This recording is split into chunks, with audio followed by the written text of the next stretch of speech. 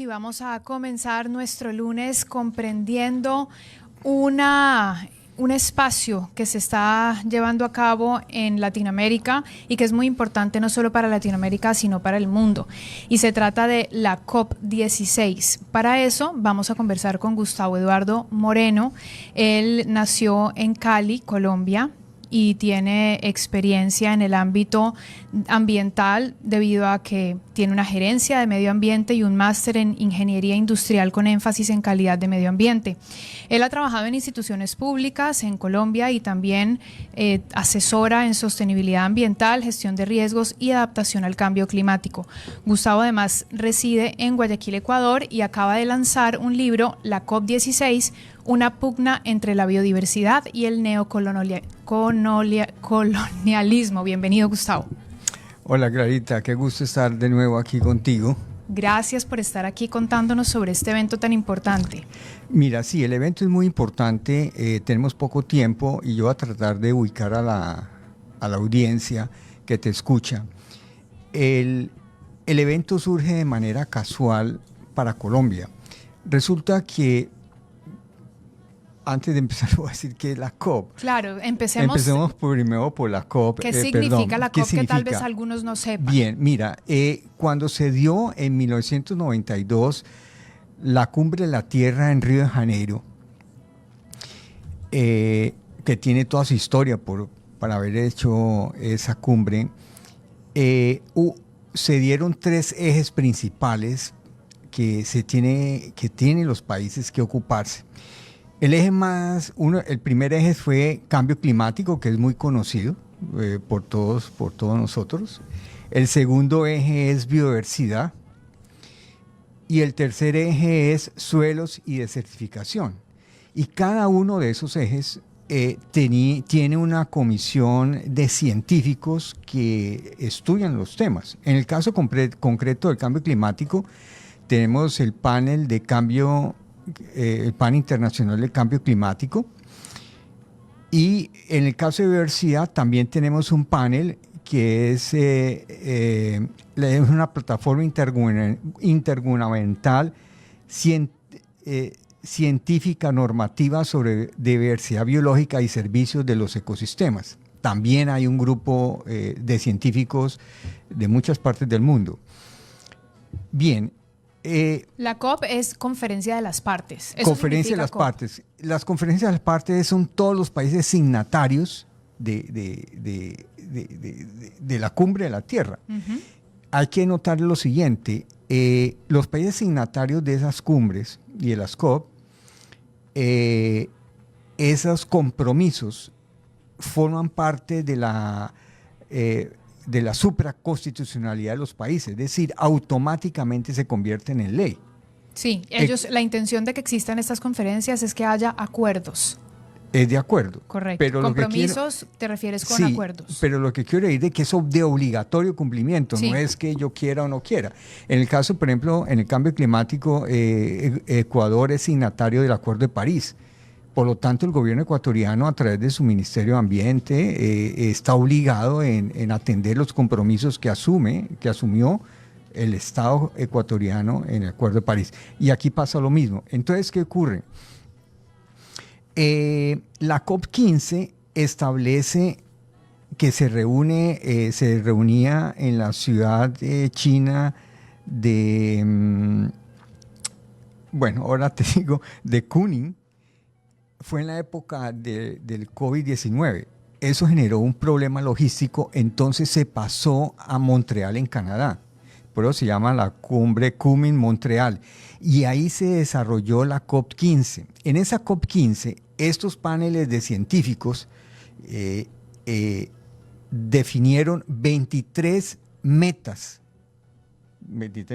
Y los gobiernos, en ese entonces, en el 2022 creo, dijeron sí, vamos a empezar a comprometernos a cumplir con esas metas. En eso el gobierno ecuatoriano, que además tiene su plan de biodiversidad 2015-2030. Bien, entonces cada gobierno dijo, yo voy a cumplir esas 23 metas en estos temas.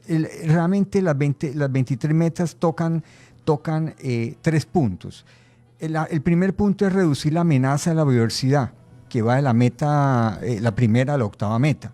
El segundo punto es satisfacer las necesidades de las personas mediante la utilización sostenible y participación de los beneficios. Eso en la meta 9 y 13. Y la última herramienta y solución para la implementación e integración de todos estos temas de biodiversidad. Yo me voy a detener. Aquí hay un punto solo para hacer un sí. resumen. Entonces, para que quienes no están muy en el mundo de entender qué es la COP. La COP es la Conferencia de las Partes. Este año se está realizando la COP16 que se está llevando a cabo en Cali, Colombia. Acaba de iniciar, la inauguración estuvo ayer llevándose a cabo. Y es una conferencia de las partes en donde lo que se busca es llegar a acuerdos que, como nos decía Gustavo, son de obligatorio cumplimiento, y en este caso esta COP es de la biodiversidad. Muy bien nos mencionaste que desde 1992 los intereses se han dividido como en 3 caminos: el cambio climático, el suelo y la desertificación, y la biodiversidad. El enfoque de este año con la COP16, mejor dicho, de lo que estamos hablando ahora sobre la COP16, es su enfoque en biodiversidad. Sí, a ver, acuérdate que es la COP16 biodiversidad, sí, que es muy distinta de la COP28 cambio climático que ocurrió el año pasado en Dubái. Correcto, que son dos cosas distintas. Es decir, el nombre COP es lo que tú acabas de decir de las partes, que son los países signatarios de estos compromisos. Entonces aquí son dos cosas, una cosa es la COP de cambio climático y otra cosa es la COP de biodiversidad. Correcto, la que se está llevando a cabo es la de biodiversidad, la exactamente, COP16. En la ciudad de Cali. Y el año entrante se celebra la COP de cambio climático en Brasil, de tal manera que aquí estaban ocurriendo en Sudamérica 2 cosas maravillosas. En Colombia, biodiversidad, y el año entrante va a ser en Brasil. Irónico, pero bien. Sí, irónico que en Brasil, cuando ha habido tanta tala, pero bueno, sí, mejor. Pero mira, ahora que tocas Brasil, yo tengo que decir algo muy dramático que está pasando en Ecuador. En Ecuador no tenemos energía eléctrica, y no tenemos energía eléctrica porque el 70%, digamos, de la matriz energética de Ecuador se basa en el sistema de energía de generación eléctrica por agua, son hidroeléctricas. Cuando se hizo la gran, digamos, represa, la generadora de Coca-Cola Sinclair, yo estuve leyendo algo sobre eso porque es lo que está pasando, y lo que encontré es de que en su época, o en el diseño, cuando se hizo el diseño de esa hidroeléctrica, el río Coca tenía picos hasta de 1000 metros cúbicos por segundo. Eso es una barbaridad cantidad de agua. Y hoy entiendo, cuando estamos hablando hoy aquí, es de 100 metros cúbicos por segundo. Esa es la caída dramática. Ahora bien, hay 2 razones para que se haya caído de esa manera el agua. En primer lugar, la cuenca del río Coca y sus afluentes ha sido deforestada. Pero lo más grave es que la gran cantidad de agua que le llega a esa región no viene del Ecuador, viene de la Amazonía. Y como yo lo dije una vez aquí en este programa, Antonio Donato Nobre es el que nos habla de los ríos voladores. Entonces, son la Amazonía lanzando chorros de vapor de agua a través de la fotosíntesis. Se forman grandes volúmenes de vapor, se mueven por el aire y llegan a nuestras zonas. A nuestras zonas. Y esa es la que alimenta de verdad todas esas cuencas, y es la que genera el gran volumen de agua de lluvia. Y si nosotros miramos qué está pasando en Brasil, el río Amazonas se está secando. Eso es gravísimo. Eso lo que está señalando es de que a la Amazonía entró en punto de no retorno. Y lo que va a ocurrir es que se va a generar es la sabana. Entonces vemos que la biodiversidad, en ese caso, es millones y millones de hectáreas de árboles que están generando vapor de agua, que están generando oxígeno, que están capturando carbono, todo eso gratuito porque lo hace fotosíntesis, y que genera además el espacio para que haya una gigantesca presencia de animales, de insectos y de una enorme población de microorganismos. Todo eso está desapareciendo. Entonces, ¿qué es lo que yo veo muy grave para Ecuador? Ecuador no tiene futuro sus hidroeléctricas, porque dentro de 20 o 30 años la Amazonía ya no va a generar esos ríos atmosféricos de agua. Y es aquí donde uno dice, como este programa lo oye, es de que Ecuador urgentemente necesita hacer lo que está haciendo Colombia, es crear energías alternativas de paneles solares a través de construcciones de fincas solares o algo así. Bueno, y con eso nos damos cuenta de que todo está completamente conectado, porque como nuestro enfoque de hoy es la COP16 y al mencionar Brasil nos fuimos por la línea de la electricidad, que es correcto porque finalmente todo está conectado y nos permite entender las dimensiones de cómo un impacto de deforestación en nuestra zona o tal vez en Brasil, por ejemplo, nos afecta directamente en nuestra cotidianidad. Volvamos de una u otra manera a la COP16 para comprender a manera concreta qué es lo que se va a discutir en estos días, porque esa es toda esta semana, y cuáles son los acuerdos en términos de la biodiversidad que se pretenden lograr. Mira, aquí va a haber una discusión muy brava, y es que el segundo grupo de metas, que es de la 9 a la 13, trata sobre satisfacer las necesidades de las personas mediante la utilización sostenible y la participación de los beneficios. Resulta que cuando Crick y Watson, me escuchan los que te están los oyentes, pero Crick y Watson eran investigadores en biología molecular, son los que desentrañan la estructura del ADN. Y eso fue más o menos en 1952, ellos reciben el premio Nobel. ¿Y qué sucede? Cuando ellos entienden cómo es la estructura del ADN, inmediatamente 5 países que son Inglaterra, Estados Unidos, Holanda, Bélgica, que todos eran colonialistas, deciden entonces crear la UPOF. Es unas reglas para que si yo, por ejemplo, una compañía, le ingresa modifica 2 o 3 genes, por ejemplo, voy a hablar de la papa, ¿no? Entonces, esa nueva variedad de papa, donde yo le modifico 2 o 3 genes, ya es mía, me pertenece. Cuando una papa tiene más de 40.000 genes, yo estoy modificando el 0.00001.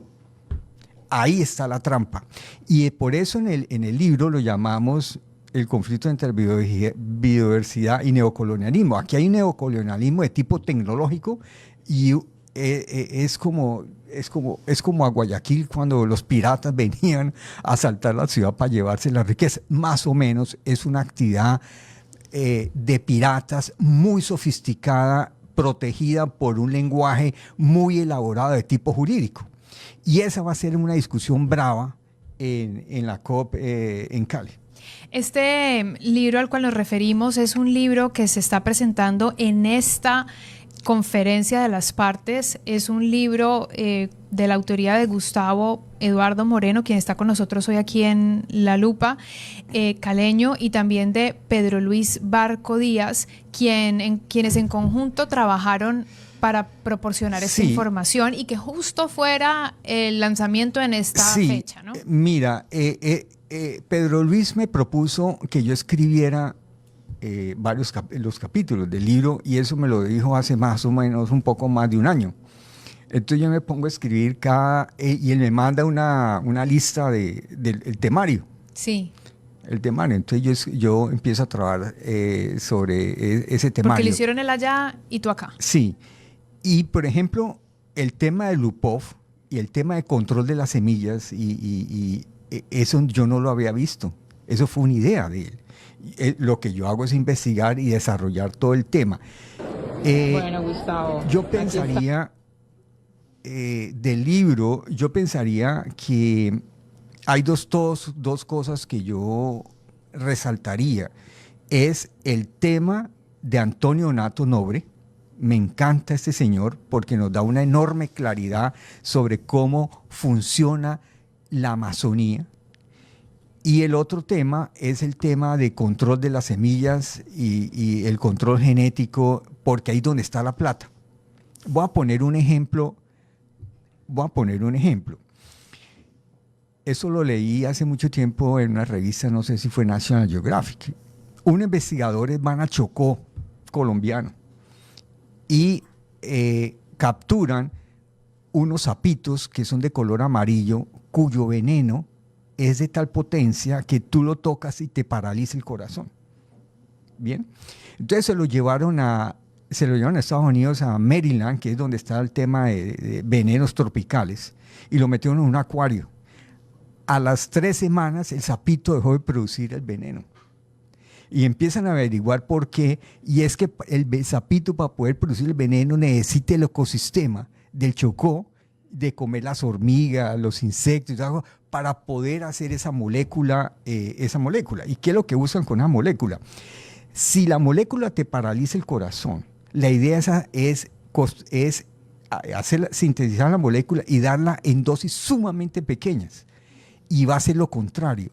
No te paraliza el corazón, sino que si tienes una arritmia, te la revitaliza. Te la armoniza. Uh-huh. Entonces, ¿qué sucede? Producir una molécula de esas en investigación cuesta muchísimo dinero y uno no sabe por dónde es la cosa. En cambio, la naturaleza ya lo hizo. Ahí es donde está el negocio. Captemos las moléculas y nosotros las sintetizamos. Pasa mismo con ¿cómo se llama esa? Charagua. Eso que tú hiciste una vez. Ayahuasca. Ayahuasca. La molécula de ayahuasca ya está patentada. Correcto. Eso es lo que yo llamo una piratería. Y entonces el UPOF y todo ese reglamento permite apropiarse de eso. En Colombia se hizo la ley. El Congreso la aprobó, pero la Corte Constitucional la tumba porque no tuvo el visto bueno de las comunidades. Ok, esto es mucha información, pero claro, si vamos conectando los puntos, entendemos que una conferencia como esta que se enfoca en la biodiversidad tiene implicaciones de todas las conexiones que la naturaleza pueda crear y cómo proteger esas conexiones en términos del beneficio de la biodiversidad y en beneficio de la humanidad, por querer como que todos lo entendamos, porque si digo naturaleza, nosotros estamos ahí metidos, ¿cierto? De hecho, también estamos metidos dentro de la biodiversidad, diría yo, pero siempre nos separamos porque creemos que una cosa es una cosa y otra cosa también. Quiero solamente hacer una lectura breve que es, dice advertencia a todos los lectores a modo de prólogo del libro.